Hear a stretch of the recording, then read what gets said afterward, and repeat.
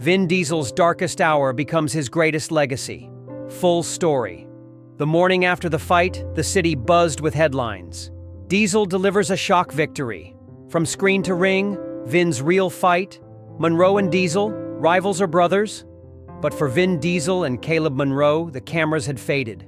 What remained was ice packs, soreness, and something deeper. They sat in a small, unassuming diner in the Bronx. No entourages, no cameras, just coffee, scrambled eggs, and the sound of two warriors breathing freely.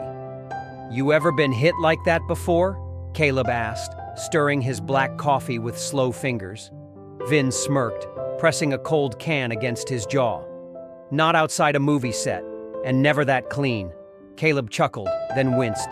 "Man, that uppercut. You downloaded my whole system mid-fight." Vin shook his head. "I studied you. I respected you. That ring, it taught me more in 30 minutes than I learned in 30 years. There was a long pause. Then Caleb leaned forward. "You serious about learning?" Vin nodded. "I don't want this to be a story. I want it to be a path. You in?" Caleb reached out, fist bumped him. "Let's walk it together." And just like that, a bond formed, not born of ego or rivalry, but of shared pain, respect, and the unspoken code of fighters. Over the next few weeks, they trained together at Caleb's gym in Flatbush. Sparred, talked life, talked loss. One night, after a brutal sparring session, the two walked down 9th Avenue, sweat-drenched, laughing, alive. "You ever feel like the world just shifts?" Caleb asked. Vin looked up. The air felt strange, tense. Then they heard it. Gunshots, screams. Around the corner, a bank alarm. People running, tires screeching. Instinct took over. The two sprinted toward the chaos, rounding the corner to find a First Mutual bank with shattered glass and a van idling out front. Inside, 3 masked gunmen herding civilians into a corner. One guard lay unconscious. A child clutched his mother's waist, trembling. Vin froze. Caleb whispered, armed, nervous. One wrong move. Vin scanned the area. "No sirens yet, no cops, we have minutes." Without thinking, he stepped forward, hands raised.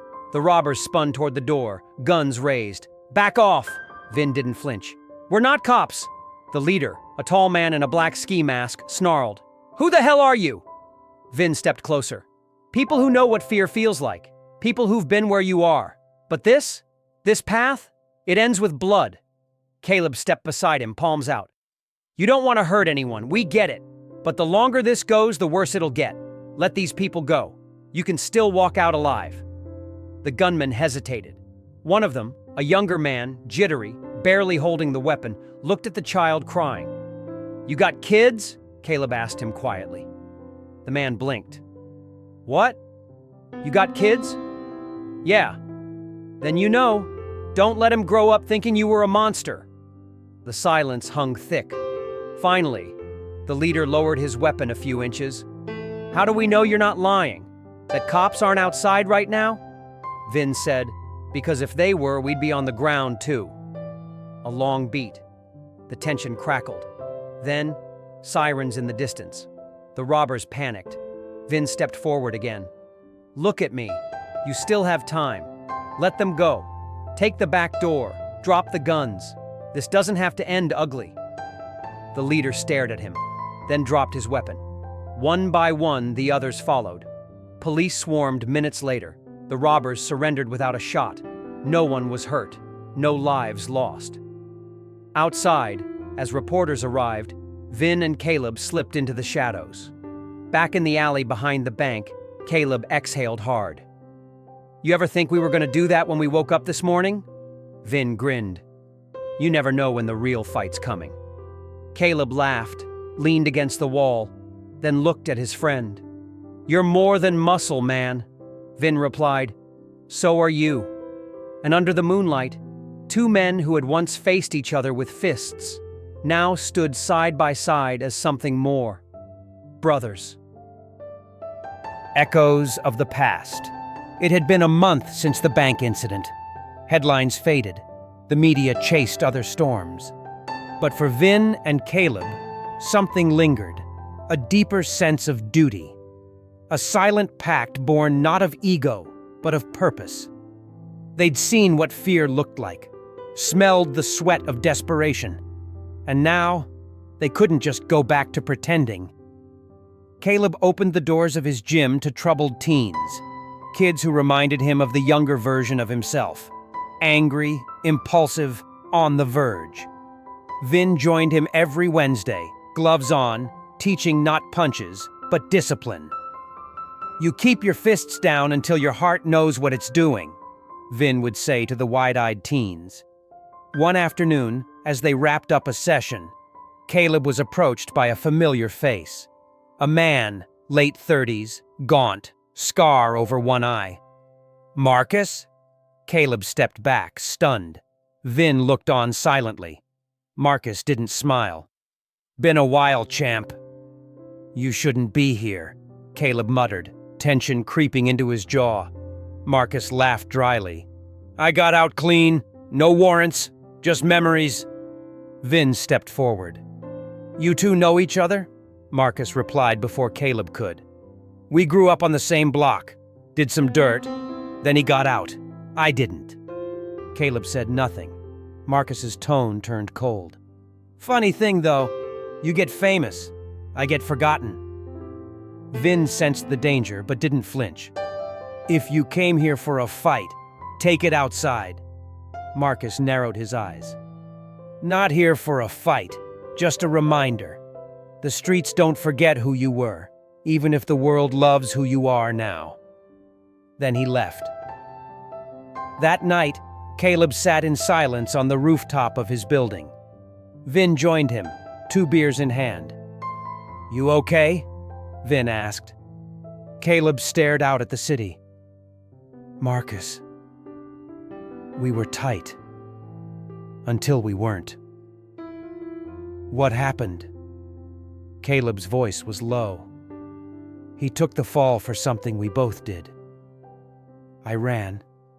He stayed. I built a new life. He built rage." Vin nodded slowly. "You ever try to make it right?" "I didn't know how." Silence. Then Vin said, "Maybe this fight you're in now isn't in a ring." Caleb glanced at him. "You've got power, man. Not just fists, influence. You're not that kid anymore. But maybe you still owe him a chance to be more than his past." Caleb looked away, but Vin's words clung to him. The next week, Vin found Marcus outside the same diner where he and Caleb first sat after their fight. "You came alone," Marcus said. Vin sat across from him. "Yeah, because this ain't a trap. It's a bridge." Marcus raised an eyebrow. Vin leaned in. "You want Caleb to admit he left you behind. Fine, he will. But ask yourself, what do you want beyond that?" Marcus didn't speak. Vin continued. "You've still got time to be something else. But if revenge is all you want, you're already lost." The words struck deeper than Marcus expected. He looked down at his hands, calloused, scarred, shaking. "I don't know what I want anymore," he whispered. Vin said softly, "Then maybe that's where you start." That night, under the same roof where their bond began, Caleb and Marcus met again. This time without shouting, fists, or guilt. Just the quiet space between 2 men who knew what regret tasted like. Forgiveness wasn't instant. It never is. But it began. And Vin watched, silent, knowing that not all punches need to be thrown to make an impact.